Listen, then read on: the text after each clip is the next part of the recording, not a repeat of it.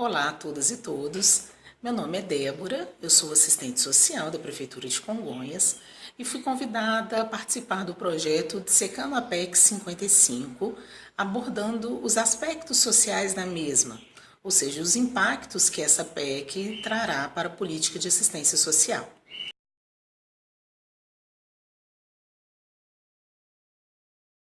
Um breve histórico do que a política social representa no Brasil, como ela foi constituída.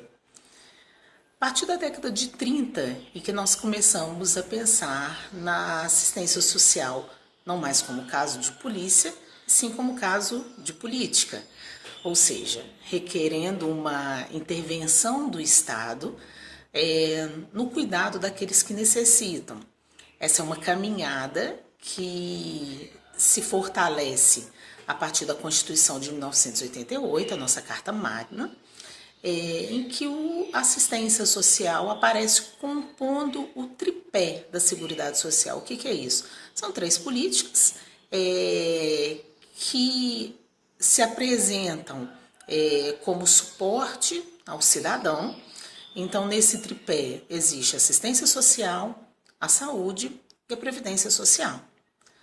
Na Constituição de 88, como eu disse, no seu artigo 203, a assistência social aparece da seguinte forma: ela é prestada a quem dela necessitar, independente da contribuição à Seguridade Social, e tem por objetivos: 1. A proteção à família, à maternidade, à adolescência e à velhice. 2. O amparo a crianças e adolescentes carentes. 3. A promoção da integração ao mercado de trabalho. 4. Habilitação e reabilitação de pessoas portadoras de deficiência e a promoção de sua integração à vida comunitária. 5. A garantia de um salário mínimo mensal à pessoa portadora de deficiência e ao idoso que comprovem não possuir meios para prover a sua própria manutenção ou de tê-la provida por sua família, conforme dispuser a lei. Depois da Constituição, nós fomos tendo algumas outras legislações para compor a assistência social, para regular a mesma.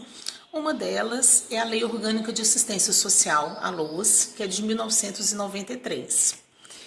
E ela traz um leque de possibilidades para a atuação da assistência social, mas ainda com necessidade de uma melhor regulação e até de uma constituição da assistência como uma política pública específica. Ela já vem sendo tratada dessa forma na Constituição, compondo o tripé da Seguridade Social, como foi dito anteriormente, mas algo mais consistente se fazia necessário. Assim como existe na saúde, o Sistema Único de Saúde, o SUS, nós passamos a ter em 2005 o Sistema Único de Assistência Social, o SUAS, que traz uma descentralização desse sistema, uma coparticipação, uma gestão compartilhada e o cofinanciamento dos três entes federados. Então, ressalta-se que a partir desse momento, nós temos muito claramente estabelecido que o governo federal, governos estaduais e governos municipais, as prefeituras, todos eles têm que participar de forma conjunta do financiamento, do monitoramento, da execução da política pública de assistência social. Então, o Estado ele é responsável pelos cidadãos que necessitam dessa política. Em 2011, a Lei 12.435 é sancionada, o que garante a continuidade do SUAS, a chamada Lei do SUAS.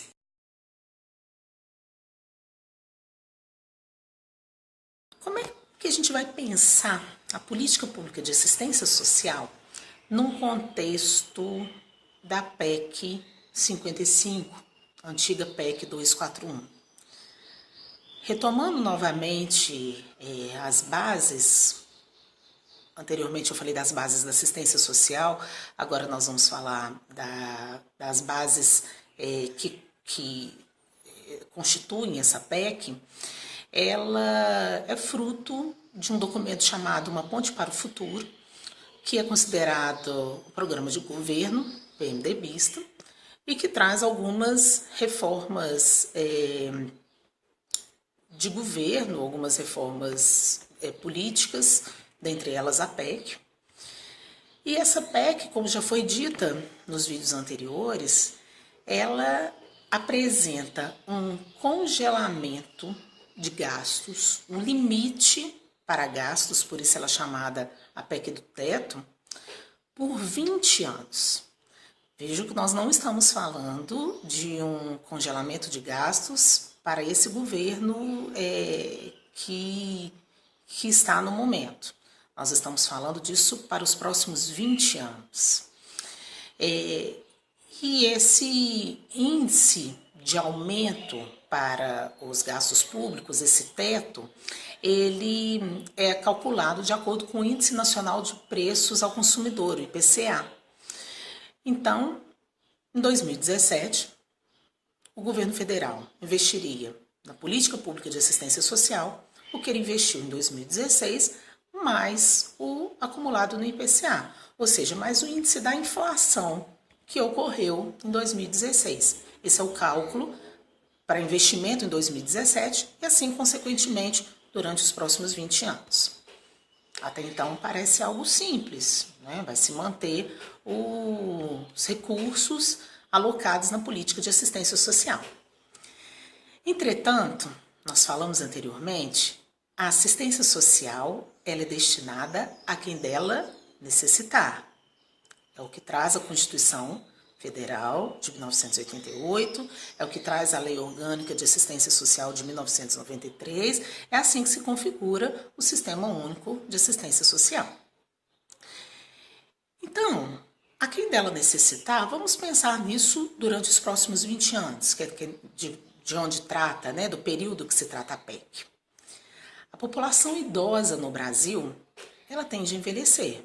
São dados estatísticos, dados do IBGE, de que em 2016 os idosos representam quase 12% da população e em meados do século esse número triplicará, alcançando cerca de 39% da população. Essa população idosa, parte dela, vai necessitar do acesso ao benefício de prestação continuada. Nós tratamos dele no inciso 5º do artigo 203 da Constituição Federal, que é o salário mínimo destinado a pessoas idosas que não tenham renda. A renda é inferior, a renda familiar por pessoa é inferior a 1/4 do salário mínimo, e essas pessoas não têm condição de se sustentar, de prover o seu próprio sustento. Esses idosos, se o número deles vai triplicar, o número de idosos beneficiários de BPC, consequentemente, será maior.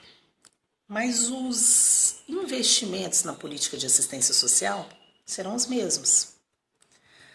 Ainda se falando do benefício de prestação continuada, o BPC, ele também é destinado a pessoas com deficiência, sejam elas física, mental, intelectual, sensorial, que impossibilite essa pessoa de ter uma vida participativa na sociedade, que impossibilite de produzir, né, como outros podem, de ter uma vida laborativa, de trabalhar. Esse número também aumentar. É um pensamento lógico, né? Vão nascer mais pessoas, algumas terão deficiências, algumas terão dificuldade de inserção no mercado de trabalho em função dessa deficiência que traz algumas limitações. Mas essas pessoas também não terão como ter acesso a esses serviços, a esse benefício de prestação continuada, porque nós temos um teto de investimento e o número de cidadãos que acessam esse serviço, ele também aumentou.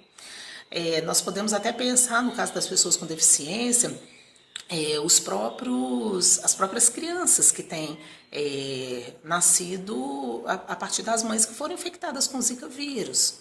Nós não sabemos ao certo que consequências esse vírus trará. inclusive, se pensarmos na política de saúde, eu sei que não é o nosso foco, mas como lidar com isso para os próximos 20 anos? Que investimentos nós teremos, que certeza de investimento nós teremos para um futuro que é incerto de muitas crianças e adolescentes, para epidemias outras que podem surgir, com um congelamento de gastos durante os próximos 20 anos. Só para ressaltar, eu falei do benefício de prestação continuada atrelado ao salário mínimo, é o que consta hoje na lei, mas nós temos uma proposta do governo de desvincular o BPC do salário mínimo.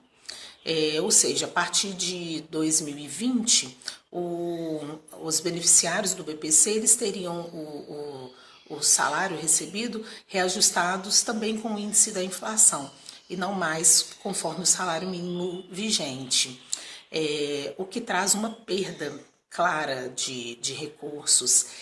E se pensássemos na lógica da PEC, se ela existisse desde 2003, nós teríamos o salário mínimo, que hoje é de R$ 880, seria de 550.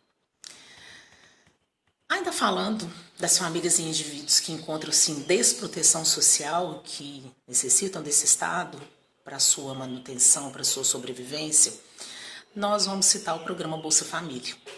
Eu sei que há muitos questionamentos sobre o mesmo, eu convido vocês, inclusive, a ler o programa na íntegra, o que ele traz, porque já foi comprovado, é uma justificativa plausível e existente de benefícios que traz à população brasileira, benefícios estes que serão cortados se nós tivermos a PEC em existência.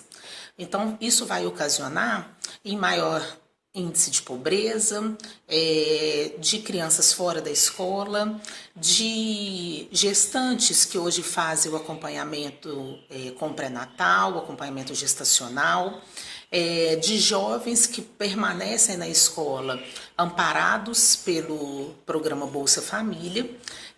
Então, essas eficácias, como eu disse, já comprovadas, sofrerão um abalo sem sombra de dúvidas. Como nós estamos falando da política de assistência social dos usuários, nós temos que falar também dos equipamentos que ofertam os serviços a esses usuários.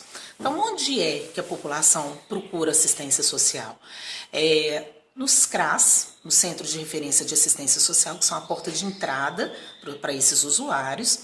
E quando a gente tem uma complexidade maior, quando a gente tem usuários com violação de direitos, nós temos o Centro de Referência Especializado de Assistência Social, os CREAS. Além disso, vamos citar outros, centros de convivência para idosos, centro-dias para pessoa com deficiência, instituição de longa permanência para idosos, que antes nós chamávamos de asilos, os abrigos para crianças e adolescentes que têm que ser retirados de casa por algum problema mais grave até que eles retornem. Todos esses equipamentos precisam de investimentos.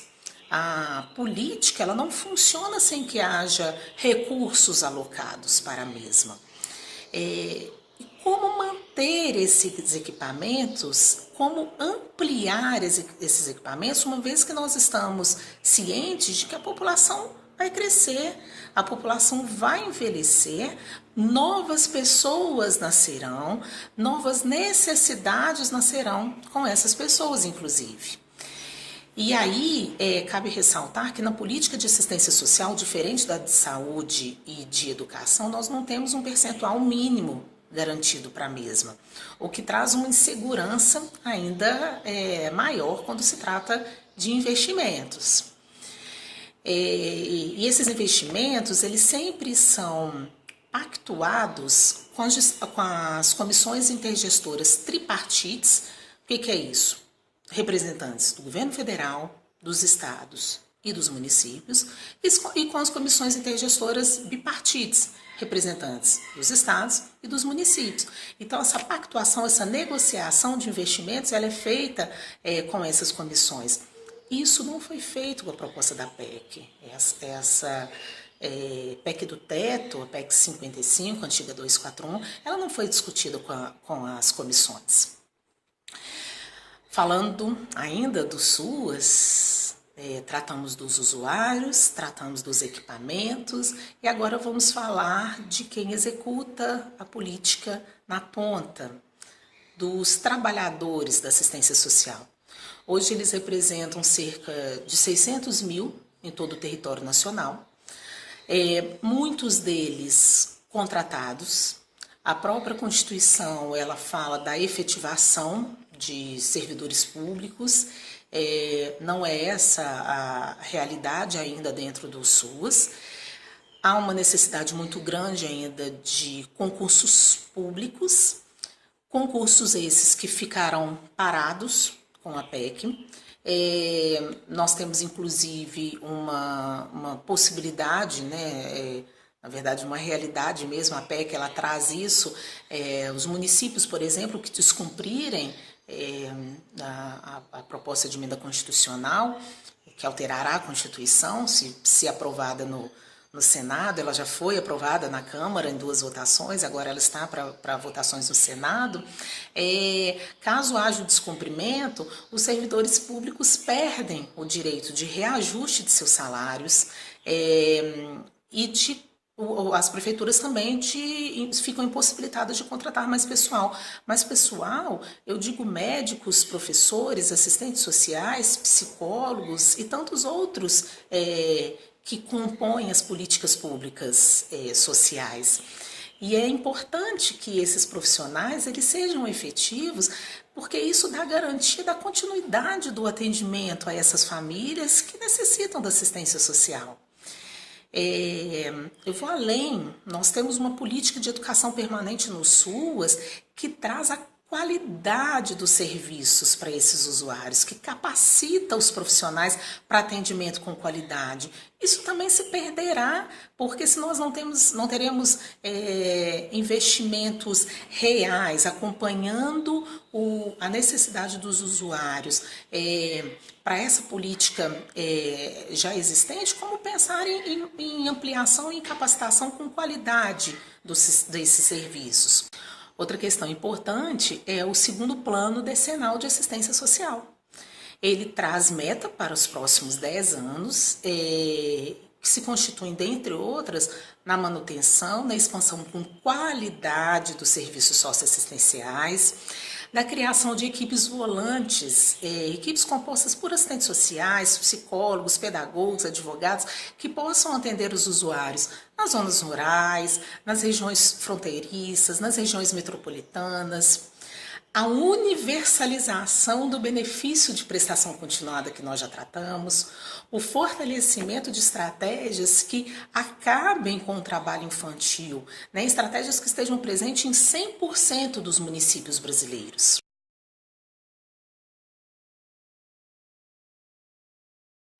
Segundo dados da Secretaria do Tesouro Nacional, se a PEC estivesse valendo desde 2003, a Previdência já teria perdido 32,6% dos recursos aplicados. A saúde teria menos 26,5%. Educação e cultura, menos 39,8%. E assistência social, menos 68,5% do seu financiamento. Com todo esse cenário, fica claro que essa rede de assistência que está presente em todo o território nacional, ela perderá. Se nós estamos falando em crise, se o governo traz essa questão para nós temos um momento de crise no país, e nós temos que organizar a política para atendimento a essa população, nós temos que pensar que crise, consequentemente, traz violência, desemprego, rompimento de vínculos, maior número de pessoas em situação de vulnerabilidade e de risco social. Então, como nós vamos tratar essas questões oriundas de uma crise sem investimentos públicos, sociais, efetivos? E lembrando ainda que as cidades perderão com menos investimentos nas políticas sociais, porque segundo dados do COGEMAS, que é o Colegiado de Gestores Municipais de Assistência Social de Minas Gerais, 85% dos valores recebidos pelo Fundo de Participação dos Municípios, o FPM, em agosto de 2016, foram oriundos dos valores repassados ao benefício de prestação continuada, ao BPC e ao Bolsa Família, valores repassados a esses usuários. Então, nós estamos falando em teto, enquanto nós precisamos falar de mais investimento nas políticas. Nós estamos falando em redução dos direitos sociais duramente conquistados. Nós não estamos dizendo que não tem que haver uma reforma no país, que nós não temos que organizar a casa, como o governo gosta de dizer. O que nós nos questionamos é, será essa a melhor saída? Será que o congelamento de gastos por 20 anos nas políticas sociais é a melhor possibilidade que o governo tem? Será que nós não voltaremos a tratar a assistência social como caso de polícia e não mais como política pública? Vamos pensar um pouco sobre isso.